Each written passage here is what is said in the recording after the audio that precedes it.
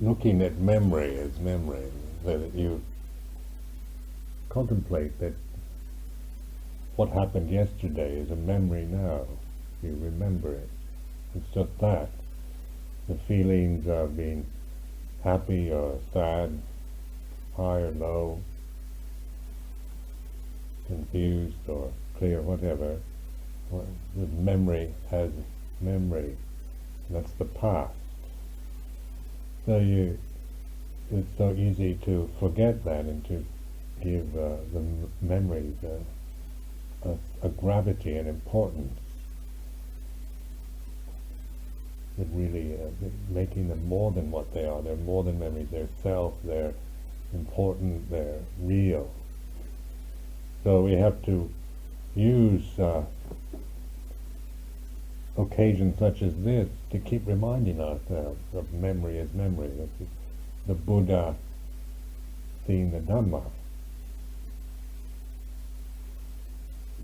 You remember something yesterday, something that might upset you or bothered you, something that happened, or something that you take very personally.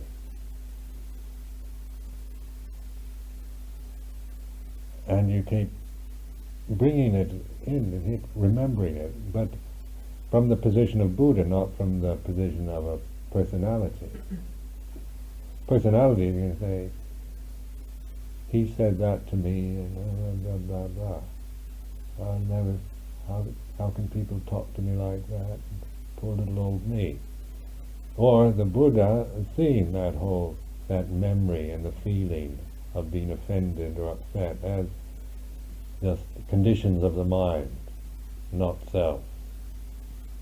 This clarity of the mind and knowing, paying attention to the way things are.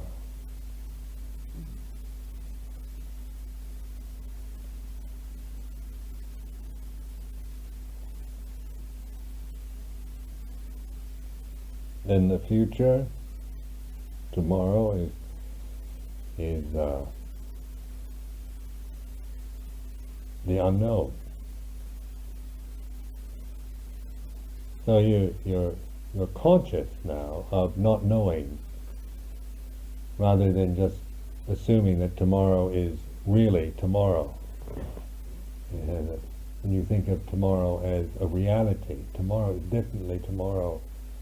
It has a significance and a reality that, when on further examination from the Buddha position, it's merely perception in your mind. Future, perception of the future is unknown. You don't know the future, but you know there's the knowing of not knowing the future. That's the Buddha wisdom knowledge.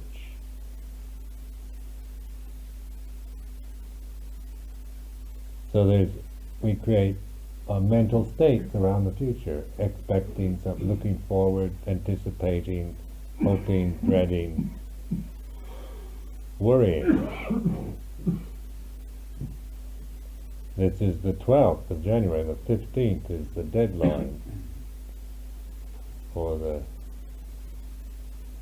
everybody's getting ready now for the big war, the 15th of January. It's in the future.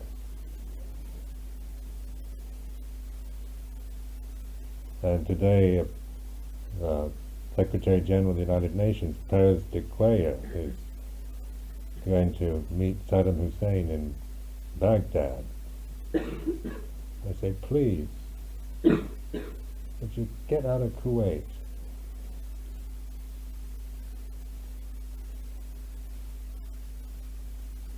And Saddam Hussein is saying, we're going to blast the Israelis off the map. And the Israelis say, you want to bet?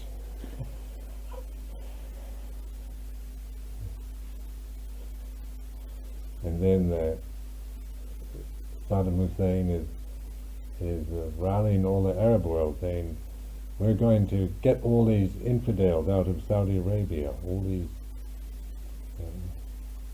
He's really a dirty rat.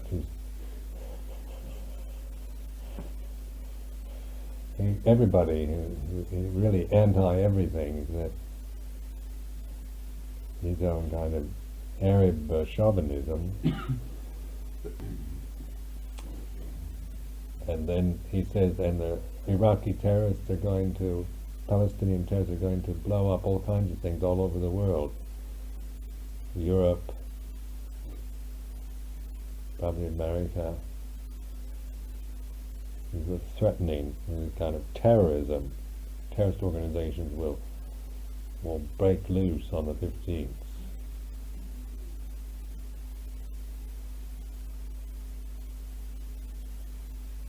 So there's a threatening, intimidation. The American government the British government is advising all their citizens to get out of the Middle East right away, out of Israel.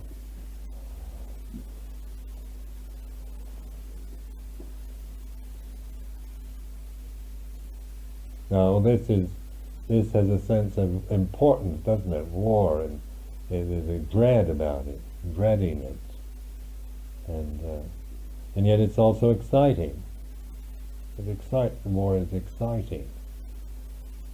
The idea of a war, and that leaves one's mind with a sense of being excited by it, maybe dreading it and fearing it, but it also a level of excitement involved in the idea of violence and war and terror. This is just the way the mind is. Don't take it personally. If you think that this is exciting, it's not because you're secretly a kind of warmonger and love violence. It is just a condition that excites the mind. I think human beings, because of that, oftentimes incline to war because it is exciting.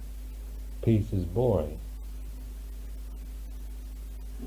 Peacetime economies, trying to get things you noticed, I remember in Indonesia,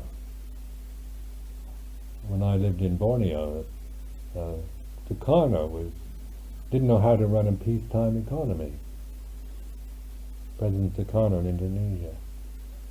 Indonesia, fantastically, a great potential for wealth and all natural resources and has everything, but he didn't know how to run a peacetime political system or economy, so he kept waging wars all the time. When I was in Malaysia, so he had they called the confrontasi, and had that kind of meaningless, stupid war going on with Malaysia. And Saddam Hussein, I'm sure, wouldn't know what to do if there was peace in Iraq, because he's been so involved in wars and terror, and this must be very exciting for him. He's like a cornered rat now, and yet it's probably still very exciting to be able to stir up the world, to get the United States kind of frantic, to have the Secretary General of the United Nations come and say, please, get out of Kuwait, don't be such a nuisance. We'll try to work something out. Because he knows he's probably going to get done in anyway. He can have a good time. A kind of violent excitement, power.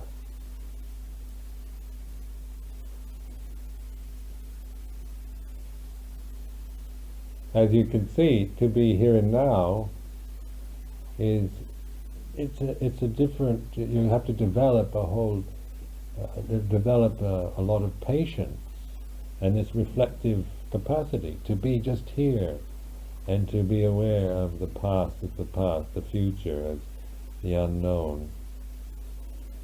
To be able to reflect, contemplate the way things are, is a kind of leap in consciousness, an evolutionary leap from a Bhutuchana, or an ignorant conditioned human being, the Pavlovian conditioned human being, to a Buddha, to an awakened being.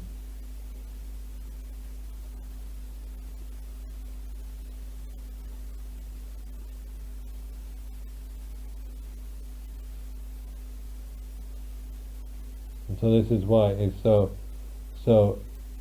If this is what you're here for, to be awake and alert and realize truth, then this refuge needs to be studied and developed. This ability to see things as they are,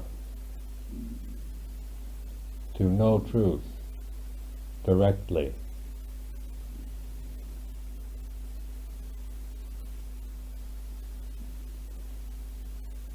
Which is not exciting, doesn't excite the mind, it's not like a personal achievement. Because any time you say, oh, I'm a Buddha, or I'm enlightened, then you've lost it. As long as you fall for that, I have become a Buddha, or I am enlightened, or I am a Sotapanna, or I am whatever, even the view, I am an unenlightened person, I am a Bhutuchana, or I am a deluded, hopeless case, or whatever, whenever you fall for that, become absorbed into being somebody, whether you think you're Buddha or you think you're Devadatta, then you're back into the realm of conditioned reactions and habits and samsara. But just one mindful moment, reflective knowledge and realization, and that is Nibbana. Non-attachment, non-delusion toward this conditioned realm. Seeing it for what it is. The conditioned realm, one is seeing things, they are as they are. Like if you're feeling any kind of mood, if you're feeling confused, doubtful, it is just that. Doubt is doubt, confusion is confusion, it's just what it is. Things are just what they are, only that. In the moment, they're not permanent, they're not self. So there's this knowing, this clarity and purity of knowing things as they are. This is Buddha seeing the Dhamma. It's honest and clear and direct and precise. It's not hazy and theoretical and probably problematic or anything like that. It's merely things are exactly what they are. What you're feeling is just that. It's just what it is now. You don't add it's me or it should or it shouldn't be or anything. If it's just seeing the way it is, whatever arises ceases, then the conditioned realm is what it is. But we don't create any delusions around it. We don't compound it with our ignorant views and opinions, loves and hates.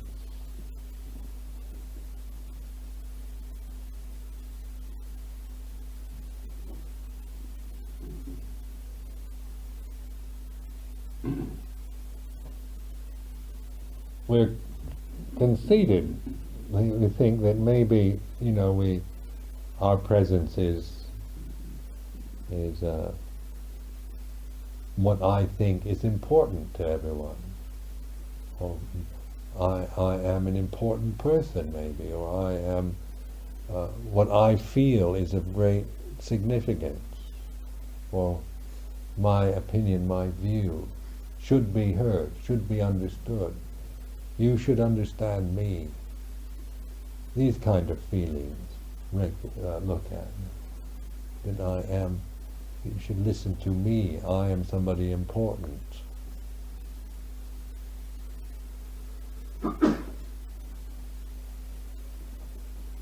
But don't get me wrong, I'm not saying you shouldn't feel like that, but to recognize that as a feeling, the sense of I want you to listen to me, I want you to understand me.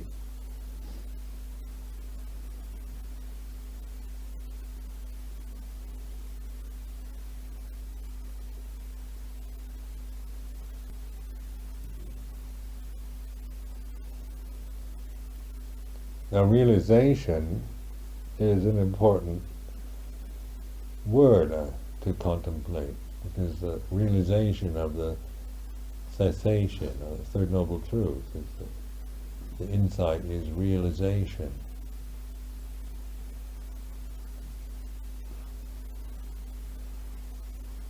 We can realize when there's mindfulness, then we can realize truth. When there's prejudice, bias, attachment to views and opinions, then there's no realizing of anything. We're merely distorting everything to fit our particular view. Like Saddam Hussein's view of the world is a distortion. It's not a realization of reality or anything real, or what the real problem is, or the situation. It is a viewpoint that he interprets all experience from his own ego, his own views and opinions, prejudices.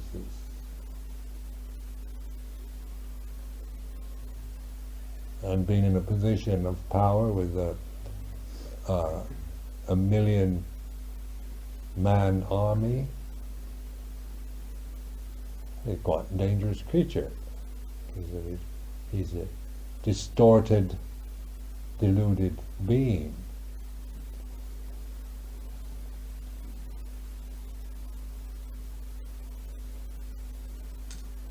There's not realization.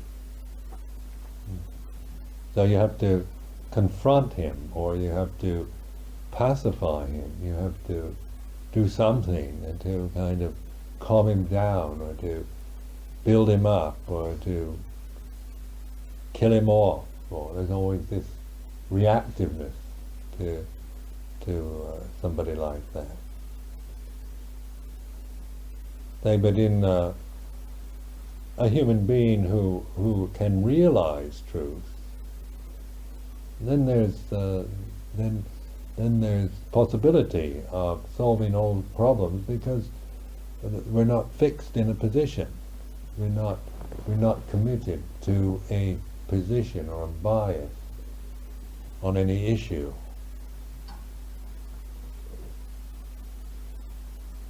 You say, in contrast to Iraq, like the Dalai Lama of Tibet.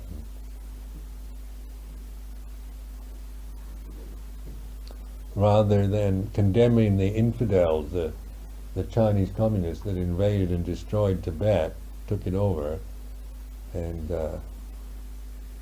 destroyed a whole culture and persecuted millions of people, destroyed all the monasteries, and grounds for condemnation and hatred, if anyone had any grounds, that could feel justified in hating and condemning. Dalai Lama certainly is one who could be justified in feeling angry and hating the Chinese.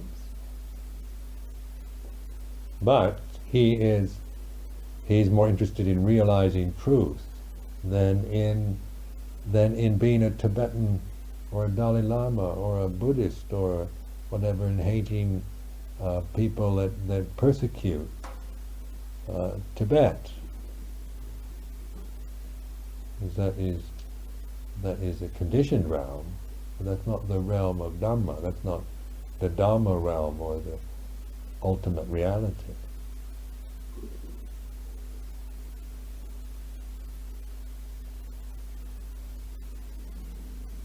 the Muslims, isn't it? They tend to see everyone else as an infidel. Everyone else is some kind of infidel. Is always a sense of some being totally wrong or kind of bad in a way. If you're an infidel, it certainly is a pejorative word. So there's me and you. I'm right, you're wrong. You can kill infidels. You go to heaven. God takes you, all it takes you right up there.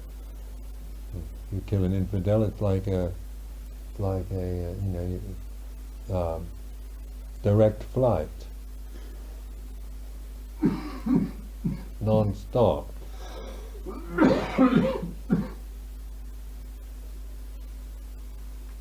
But that's not Dhamma, is it? That's not the way things are. That's how we might interpret or believe. But the Buddha seeing Dhamma, we see that the idea of infidels is a condition of the mind.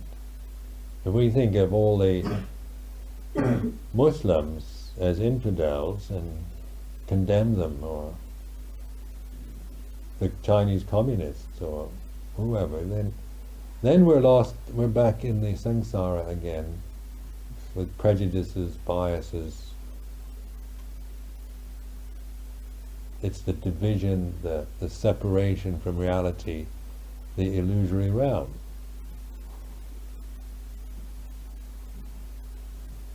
So I want to give great credit to the Dalai Lama for maintaining as a living example of a human being who actually whole interest is in realizing truth rather than being a Tibetan nationalist or a righteously indignant and wanting to get even, take revenge. All these emotional states that we all have. I'm sure that he doesn't. He's not. I'm sure he's quite capable of feeling that way. These are human reactions. Remember, like,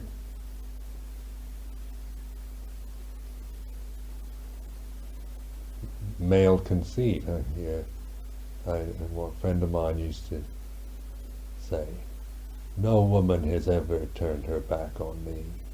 I've left them before they've left me."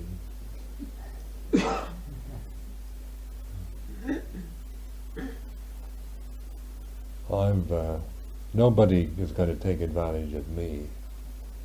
And nobody's going to, this is a kind of I'm someone that, I'm so clever and wise and so good and so desirable and so wonderful a person that, I'm just going to take what I want out of life, and nobody's going to take advantage of me. Where the alms mendicant, we let people take advantage of us. Not concerned whether people take advantage of me or not, really. That's no longer the issue of being someone who doesn't ever get taken advantage of, but of being able to reflect on those experiences wisely, seeing them as they are.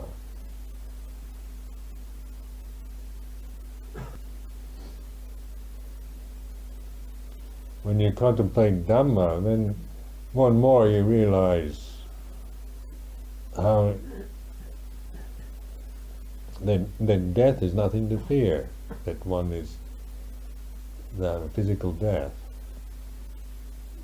nothing to be frightened of. I remember thinking, dying, we're all going to die anyway, so whether it's now or 50 years from now, not really the issue. It doesn't. But what is frightening is stupidity and ignorance and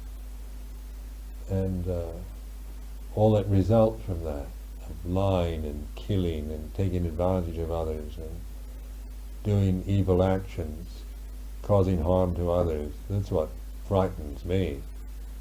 Thinking of doing that killing some other person or stealing or anything like this. It's something I really dread.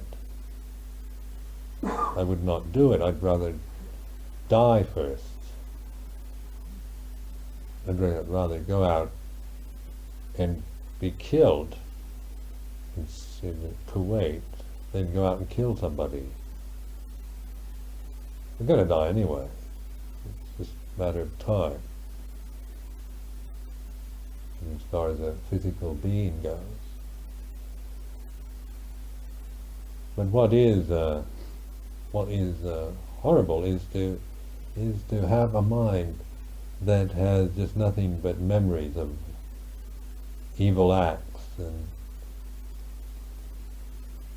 if I should live, if I could prolong my life 100 years by killing somebody,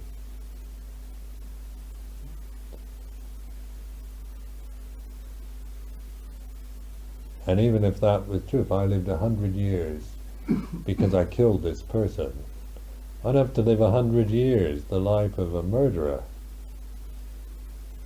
That'd be an awful 100 years, wouldn't it? 100 years of having that memory in your mind, because you'd remember it all of those 100 years. Unless you had to become maybe Alzheimer's disease might be come along and help you forget it, or stay drunk most of the time, or be a couch potato watching the television.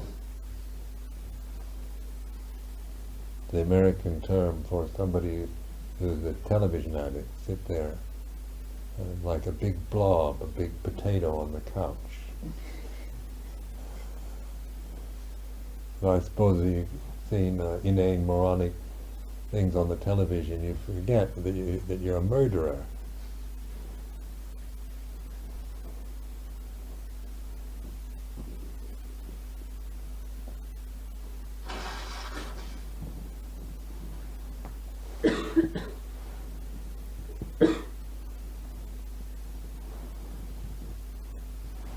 But you also remember it.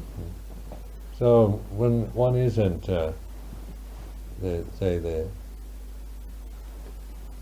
going to prostitute oneself for some kind of privileges or immediate pleasures or conveniences or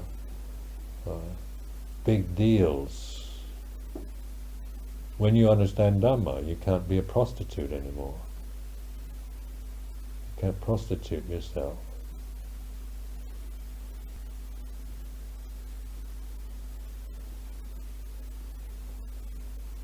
So this is why we call it a refuge, sarana.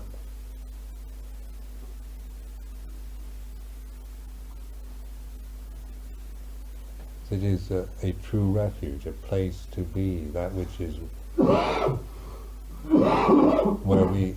where we can realize truth, where there's realization, knowledge, understanding, insight, seeing clearly. Jakkhung uttabhati, jnanang uttabhati, panya uttabhati, vicca uttabhati, aloko uttabhati.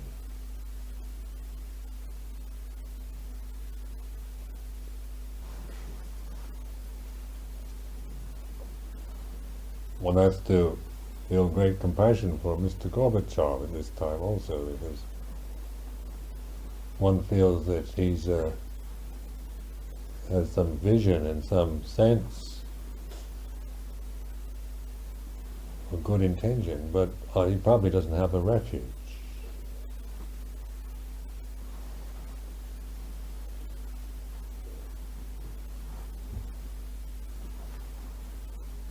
So that trying to set right or change or create a new society or improve or even just solve basic problems of the Soviet Union, and this seemingly such a complicated, difficult thing for any human being. and there's not much of probably no refuge for him. No Buddha Dhamma Sangha, no ability to really trust.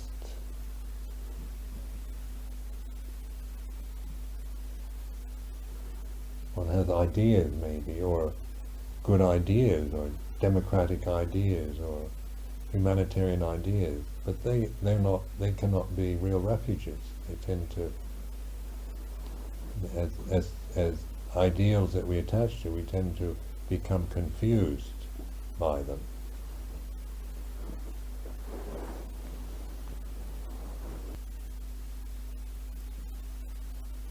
Now when we think of what we can do as individual beings at this moment, they would like to feel that we can do something to help this situation, the crisis, the go.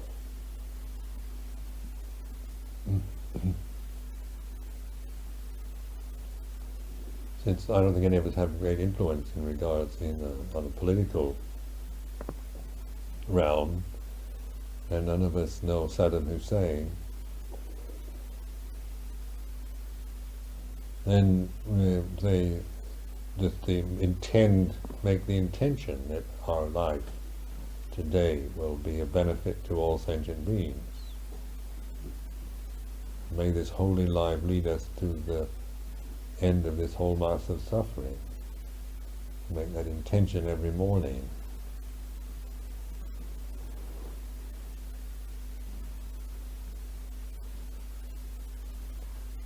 Not to contribute to ignorance anymore, to determine not to follow your pride and conceit and ignorant views and petty reactions, and not to grasp and believe and follow such tendencies. To make a determination to transcend, to see Dhamma rather than to promote yourself or believe in the conditioned realm as a reality. To realize conditions as conditions, not to regard conditions as reality.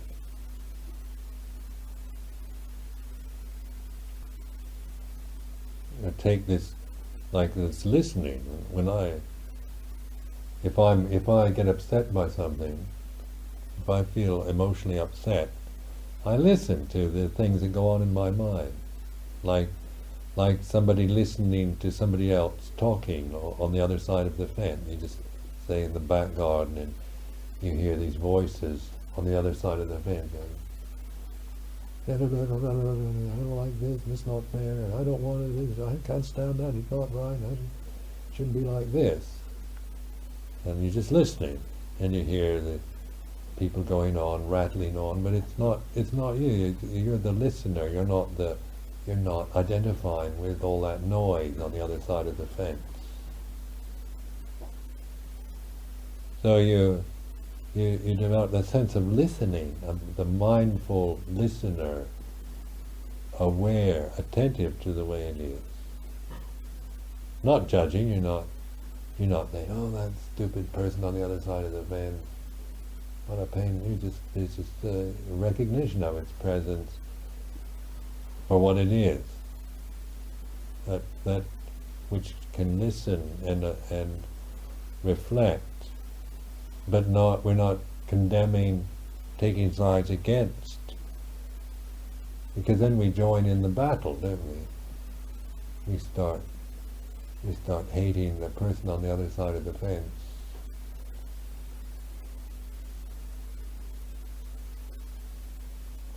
That's where the trust, confidence in just the knowing, ability to know and observe and realize the way things are. That's the Buddha seeing the Dhamma.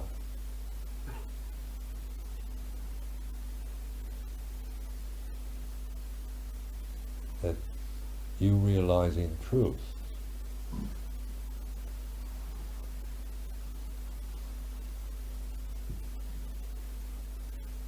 So you get to know these inner things, these inner whispering things, nagging, complaining sounds in your mind.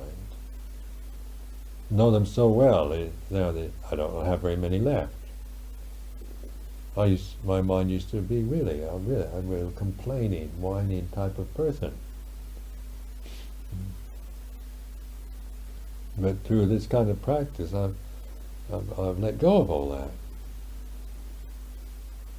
Sometimes it starts, and I know what it is. I don't believe it at all.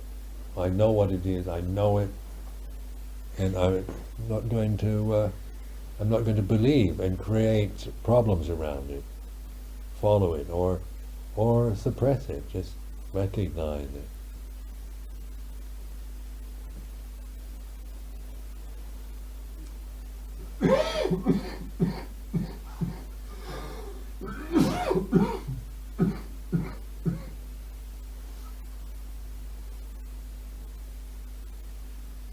Well, sometimes you get a challenge, like we had that Thai Papa almsgiving ceremony last May,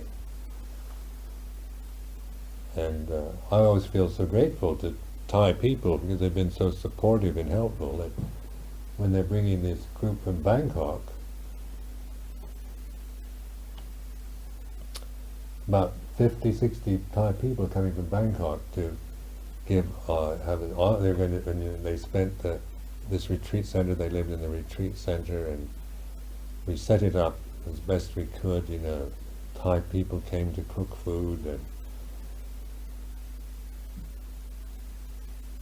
wanted it to be perfect. Well, I really had this strong desire in my mind to make it as nice as possible so that when they go away, it was all very good. So they came and everything went very well and they all seemed to have a good time. The last day, the last night before they left to go back to Thailand, there was the one pra. You remember? And Ajahn Sumedho was here, so I thought it'd be good to, there were so many non-Thai people that I thought I would give a talk in the sala, and then Ajahn Sumedho would meet with the Thai people here in this room, and where he could talk Thai. They wouldn't, because a lot of them couldn't speak English. And Ajahn Sumedho agreed to that. I thought that was just a courtesy. I was being courteous and thoughtful. I was giving the desana on the high seat, not the high chair. Sister Jyotika keep calling it the high chair. I say, Sister Jyotika, that high chair is for baby. High seat.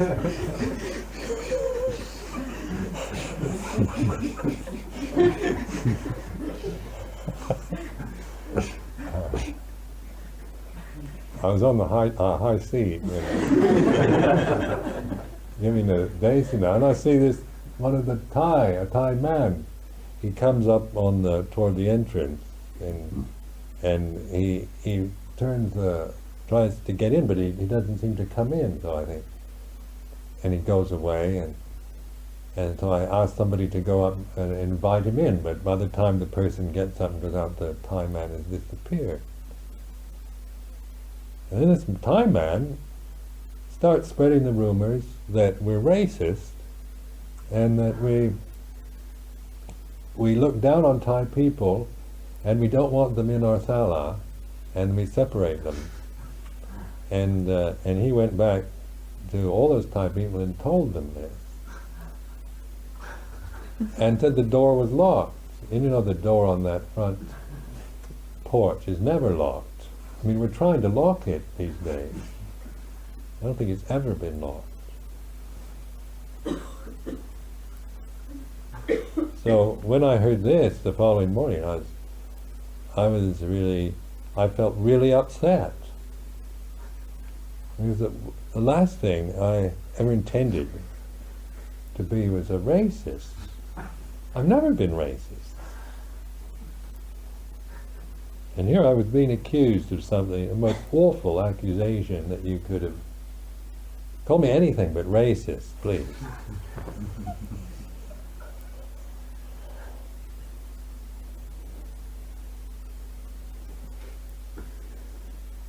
So I talked to Ajahn John. Ajahn John was, the man had talked to him, and he said the man was just determined to believe. He was a really stubborn man, and he believed his own views. And that morning the coach drove up into the courtyard, and I think most of the time people, they all seemed pretty fed up with this man anyway. So he obviously wasn't,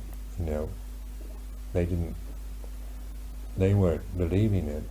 But it was it was a good experience for me, because I found myself quite upset, hurt, offended, because there was so much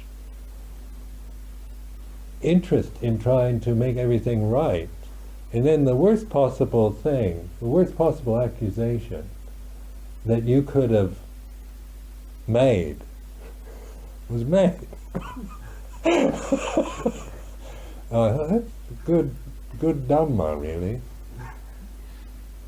Because I just listened to myself, the sense of an indignation and disappointment that this man had interpreted something so badly, and had spread and said this to those people, and accused me directly. He told them that morning, before entering the coach, he told me, he said, I don't approve of these racist attitudes, or something like that, and separating the Thais from the Farangs, and he was really livid, really angry still in the morning.